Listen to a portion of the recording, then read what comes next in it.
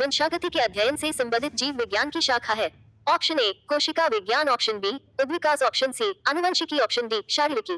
Correct answer explanation. आनुवंशिकी genetics जीव विज्ञान की वह शाखा है जिसके अंतर्गत आनुवंशिकता, हेरेडिटी तथा जीवों की विभिन्नताओं, वेरिएशन का अध्ययन किया जाता है।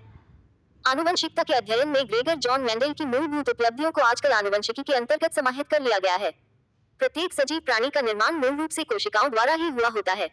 इन कोशिकाओं में कुछ गुणसूत्र क्रोमोसोम पाए जाते हैं। इनकी संख्या प्रत्येक जाति स्पीशीज में निश्चित होती है।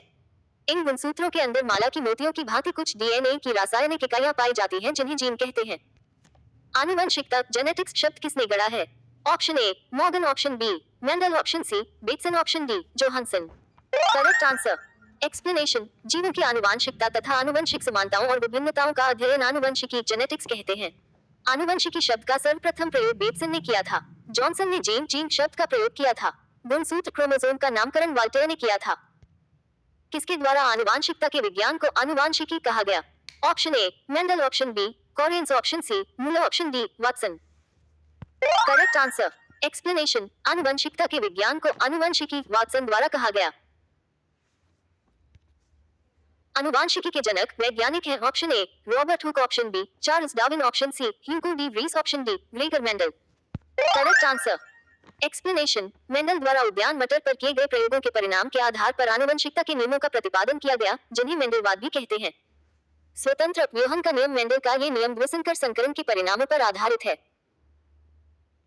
आनुवांशिकी उत्परिवर्तन होता है। Option A DNA, option B RNA, option C chromosome, option D ribosome.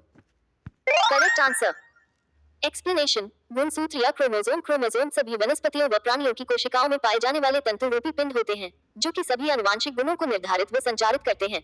प्रत्येक प्रजाति में गुणसूत्रों की संख्या निश्चित रहती है। मानव कोशिका में गुणसूत्रों की संख्या 46 होती है, जो 23 के जोड़े में होते हैं।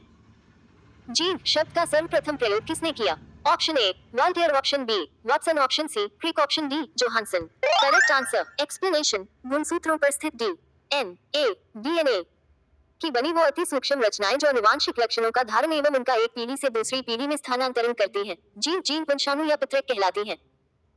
जीन डीएनए के न्यूक्लियोटाइडों का ऐसा अनुक्रम है जिसमें सन्निहित कूटबद्ध सूचनाओं से अंततः प्रोटीन के संश्लेषण का कार्य संपन्न होता है। यह आनुवांशिकता के बुनियादी और कार्यक्षम घटक होते हैं। यह यूनानी भाषा के शब्द जीनस से बना है। जीन शब्द जोहानसन ने 1909 में दिया। वंशगति की इकाई है। Option A phenotype, option B genotype, option C gene, option D इनमें से कोई नहीं। Correct answer explanation. जीन यह कारक जीन गुणसूत्र पर स्थित एक रचना है जो किसी आनुवांशिक गुण को पीढ़ी दर पीढ़ी स्थानांतरित करता है। ये वंशागति की इकाई है। जिन शब्द का प्रतिपादन जोहानसन ने किया था।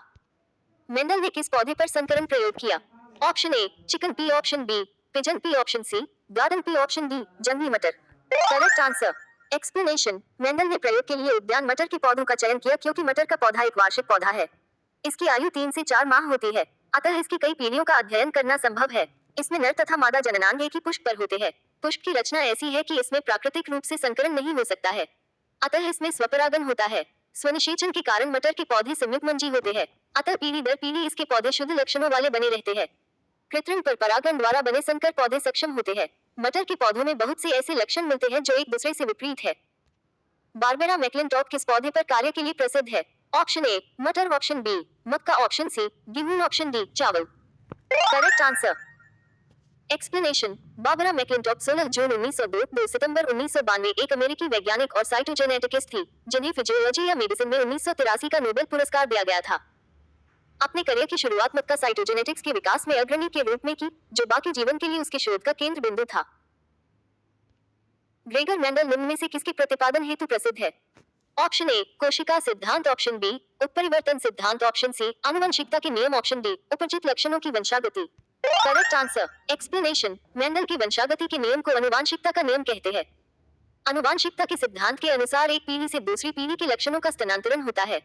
मेंडल ने ये प्रयोग मटर के पौधे पे किया था। उन्होंने 7 जोड़ी ऐसे लक्षणों को लेकर प्रयोग किया।